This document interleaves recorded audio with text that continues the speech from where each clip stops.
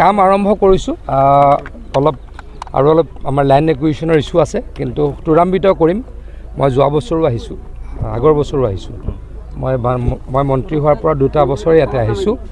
এইখিনি সমস্যা বহুত বেছি তাৰ কাৰণে আমি বহুত বেছি কষ্ট কৰি ৱৰ্ল্ড বেংকৰ প্ৰজেক্ট ইয়াতে চেংচন কৰে কাম আৰম্ভ কৰিছোঁ আশা ৰাখিছোঁ অতি সোনকালে ইয়াত গৰাখহনীয়া প্ৰতিৰোধ হ'ব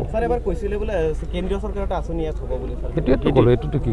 কেন্দ্ৰীয় চৰকাৰ নহয় এইটো অসম চৰকাৰ আৰু কেন্দ্ৰীয় চৰকাৰৰ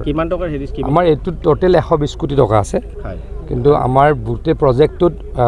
ৱৰ্ল্ড বেংকৰ যিটো এইটো প্ৰজেক্ট এইটো বেকী আৰু বুঢ়ীদিহিং নদী সেইটোত চেংচন 12.5 কোটি টকাৰ হৈছে কিন্তু 3টা-4টা ফেজত হ'ব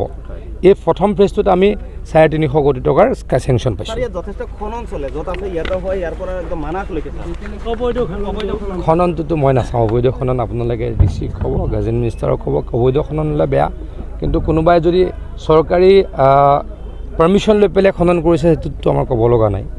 অবৈধ খনন থাকিলেও মোৰ ডিপাৰ্টমেণ্টত নহয় আপোনালোকে DC ক'ব মই কৈ দিম